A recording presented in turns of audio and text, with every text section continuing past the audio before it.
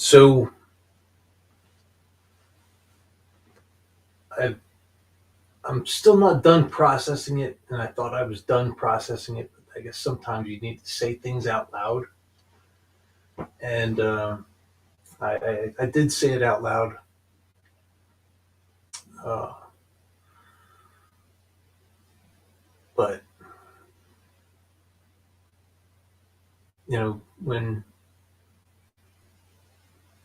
when people are in grief process, it's hard to hear. You don't hear anything.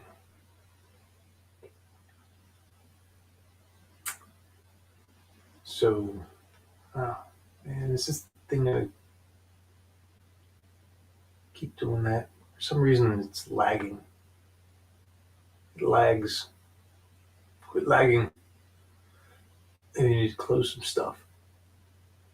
I'm gonna close this and close that.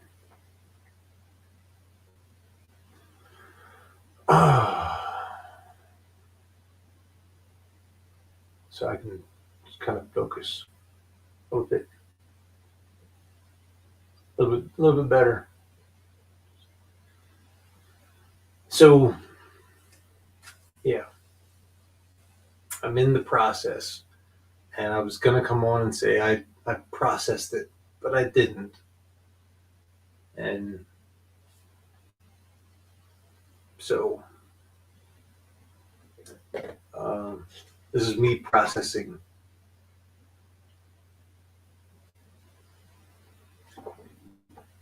Back in the day, maybe this thing is not plugged in or something.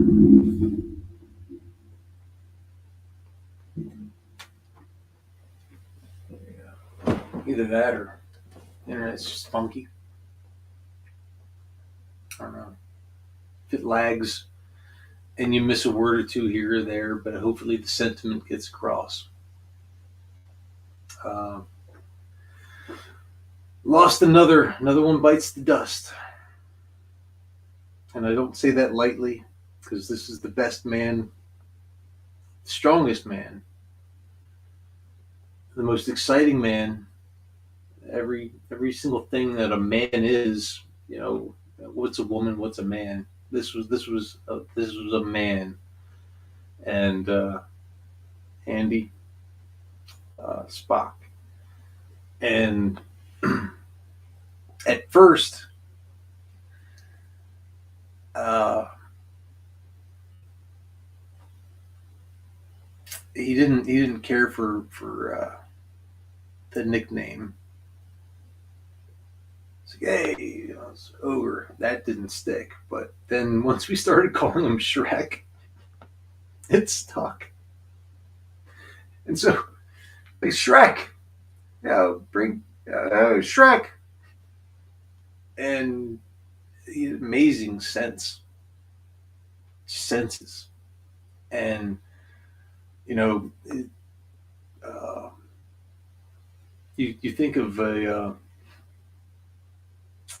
unstoppable force of nature, and that's Andy. It's unstoppable. Ain't no stopping. Ain't no stopping this guy. Ain't no stopping that guy. Yeah. So I don't like to show my teeth because they have fangs. Um, so there's my fangs. Ain't no stopping that guy. There was no stop in that guy, and he had a huge heart. Oh my god! But he was a realist, and he dealt with every situation as it came up, as it needed to be dealt with.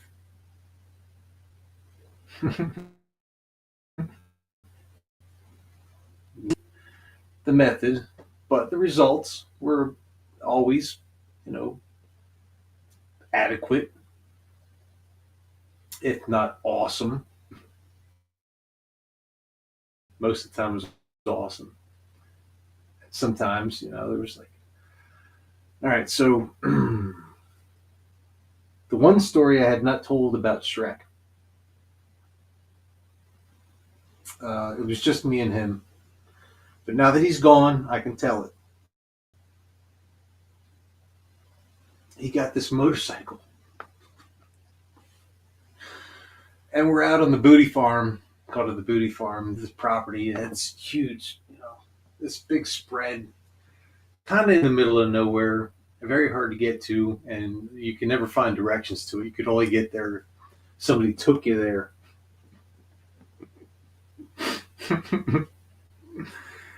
And if somebody who took you there dropped you off, you didn't have a vehicle to get out of there. So you were stuck. You were stuck in that place. The Booty Farm. And people think of booty like, getting some, like the old, hooking up with. And that there was a lot of that happened there, hooking up. But the Booty Farm was a place for you to just be and be yourself. And God, so many injuries. So many injuries. I still have lifelong injuries from that place. Because I let myself be, let it go. The mushrooms. Oh my God. And for some reason, I I'll take mushrooms. Everybody else is like, oh, look at all the colors, man. And mushrooms don't work for me. For whatever reason, I tried them. I was like, ate them. And, we're all sitting around drinking tea. And I did not care for the cocaine. Did not care for that.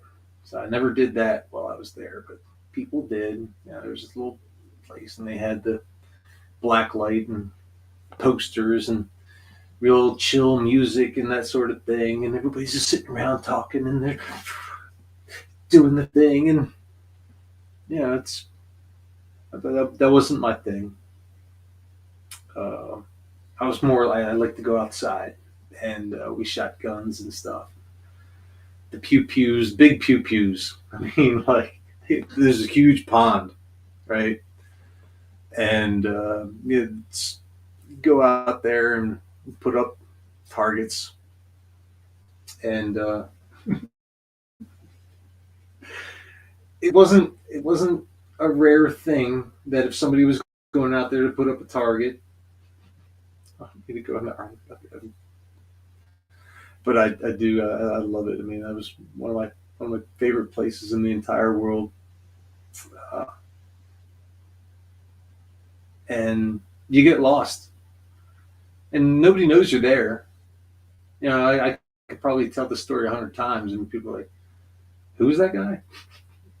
Right? Only the closest people that were actually brought me there will understand what it's like to be there and not be able to leave. It's like Hotel California, that sort of thing. That sort of, you can check in anytime you like, but you can never leave. It's the Booty Farm. So the Booty Farm was not just a place to hook up. It was to, it was bountiful. So it was like the booty, like a pirate. And when my first thought when I heard the Booty Farm was like, oh, okay, I'm going to go be a pirate. Look for buried treasure. And that's what it helps you find. You find your inner treasure. And cocaine and marijuana and mushrooms and there'd be a DJ, and the whole place was just like vibrating, and the speakers. I don't know how the sound just carried everywhere you went, but there was always a certain point in the morning when the sun came up, and everything got silent. Everybody got silent. It's like nobody said anything, right? And then the birds started chirping,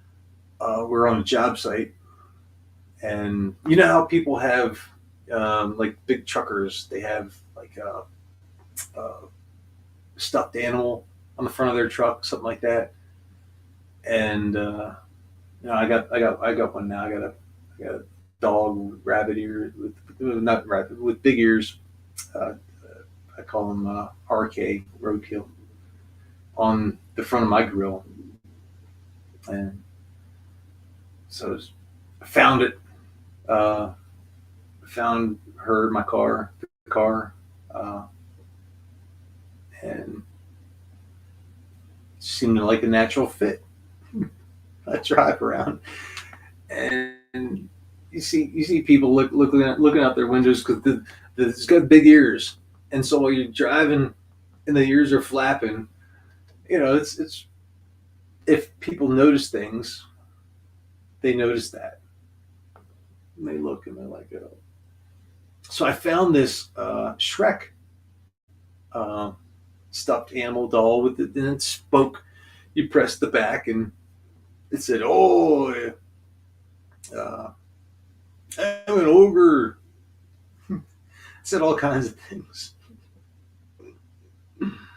And so we're on a job site, and Andy being Andy, um, he's just powering through, taking fences apart and stuff to access. And he's like constantly critical thinking, logic, uh, end result in mind.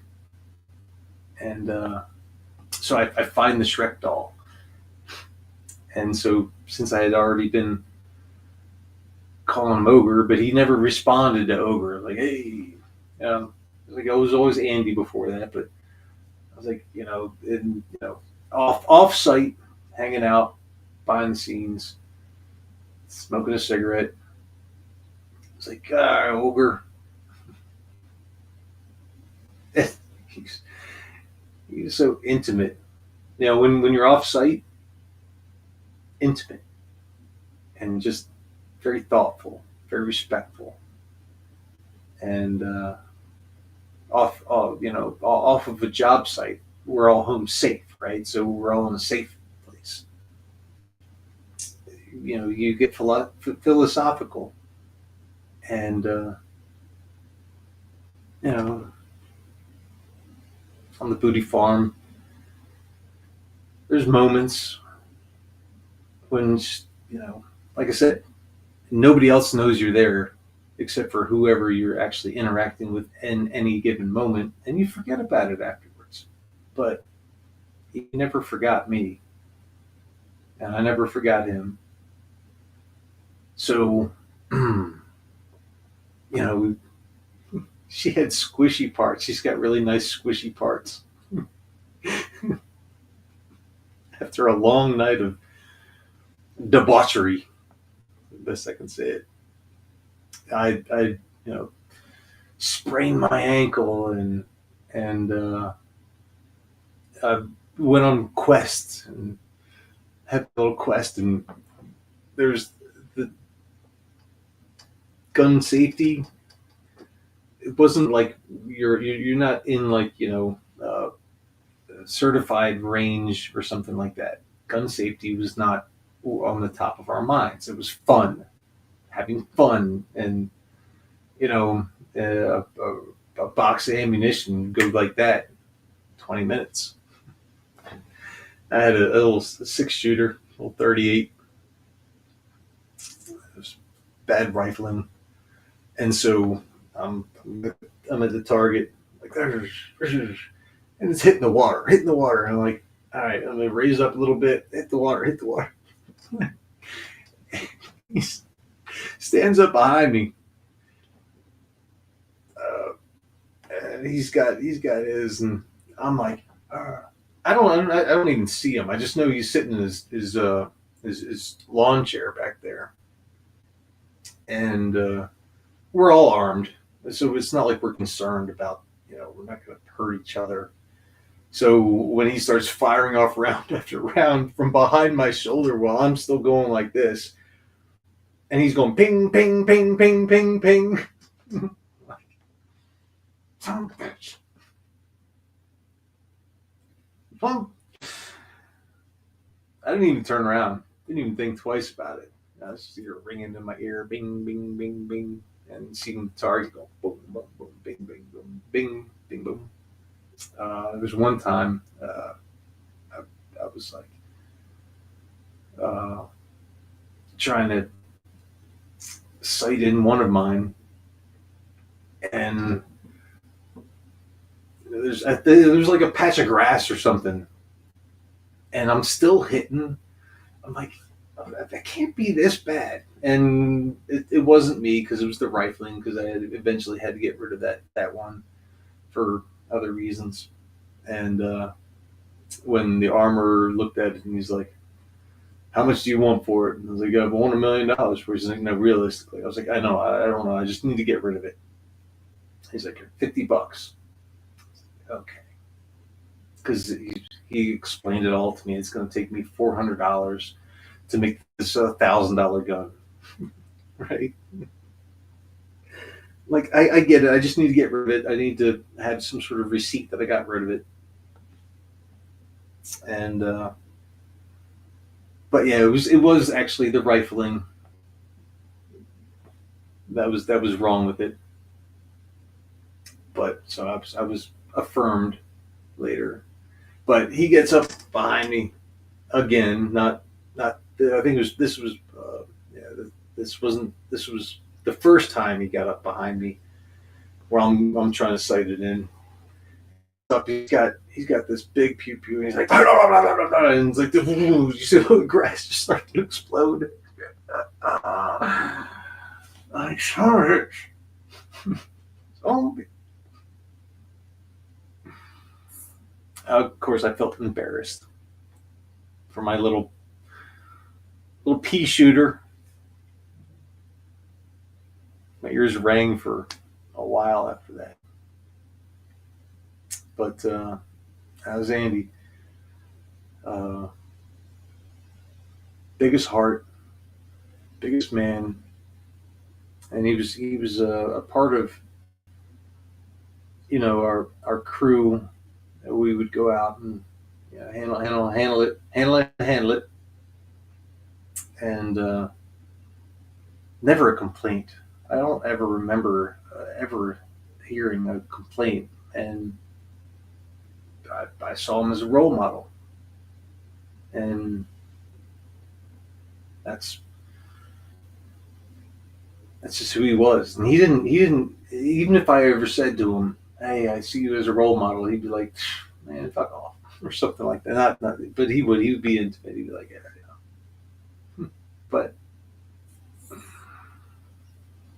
But yeah, he passed away, and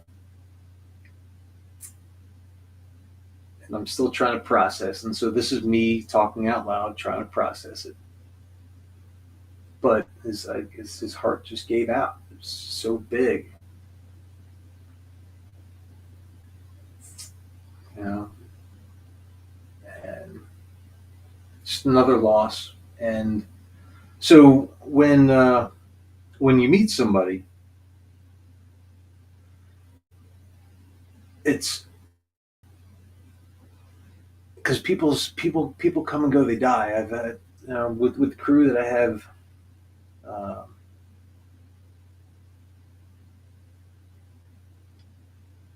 call him Jersey Mike, the other Vukov, Andy, and Cricket. People come and go. There's losses along the way. Little Bob Marley. Good friends we had, good friends we lost along the way. But hmm. So when you meet somebody and you let them in, it's the way of the world. This is a very tough world to live through, and I never really got why it's so hard to live through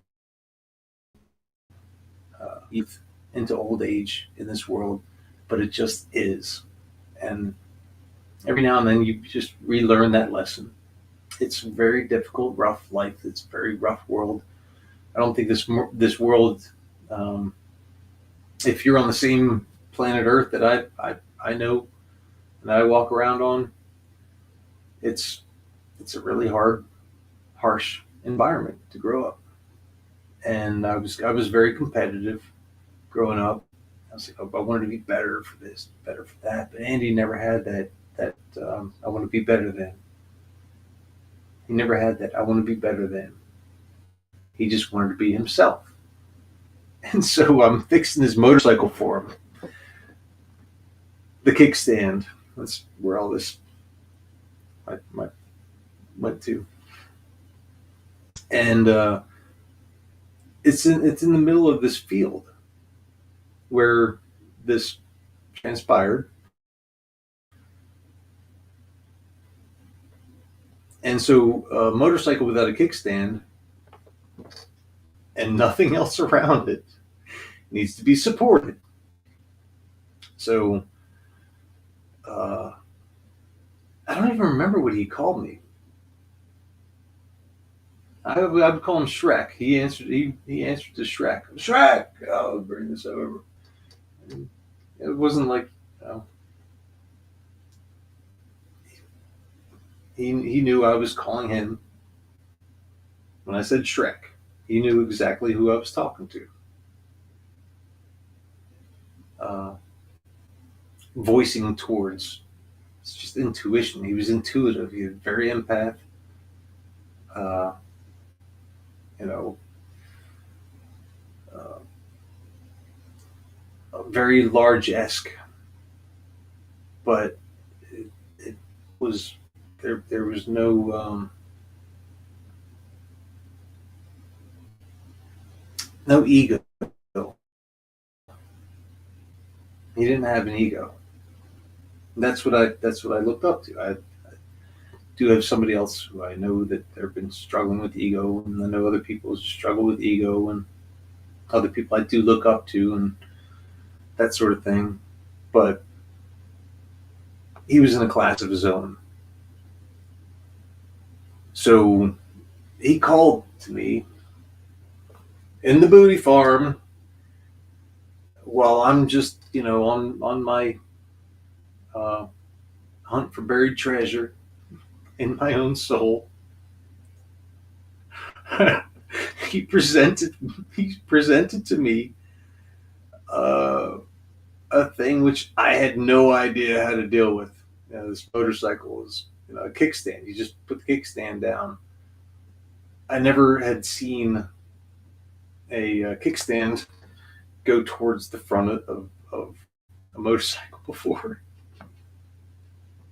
So I'm like, all right, how do I deal with this? And no support. So basically, I put the motorcycle on my back.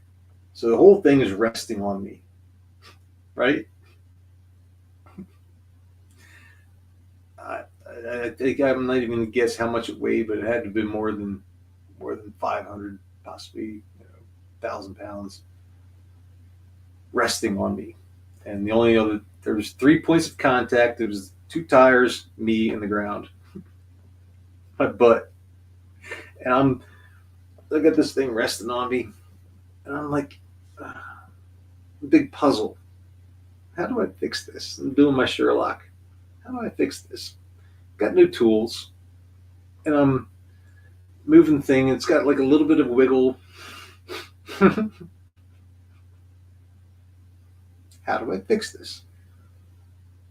And I honestly don't recall how I did it, but I remember it took a long time. And I know somehow uh, I was alone with Andy's bicycle on my back, his motorbike on my back, trying to figure something out. alone in a field,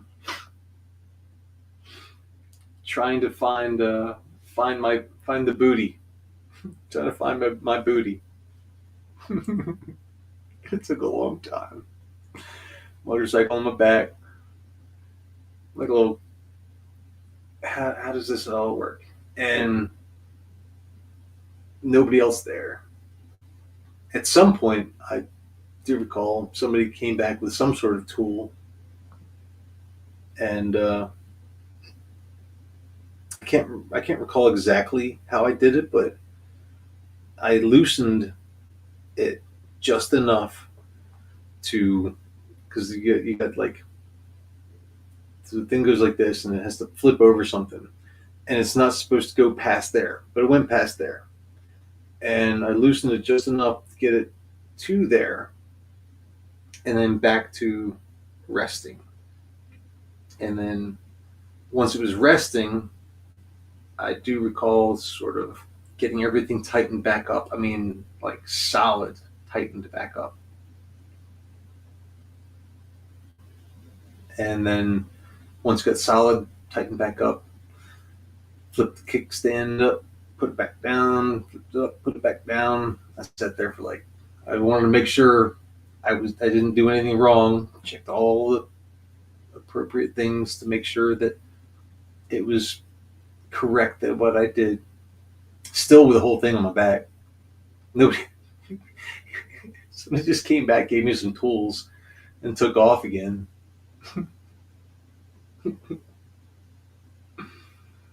But I got that kickstand down, and I was like, okay. Of course, it's a field. So my first thought is, I'm going to rest this thing onto the kickstand. Is the kickstand going to go into the ground? And I'm like, my butt's been on this ground long enough. It's hard enough. It should rest. So I crossed my fingers.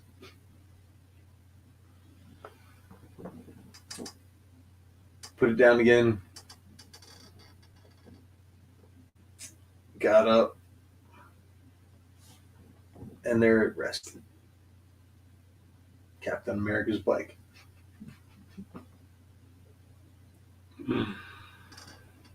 That's Andy for you. That's my story. I'm sticking to it. So I wasn't looking to see if it actually recorded all this, so I'll go back and I'll re-listen. But that's me processing Andy's passing.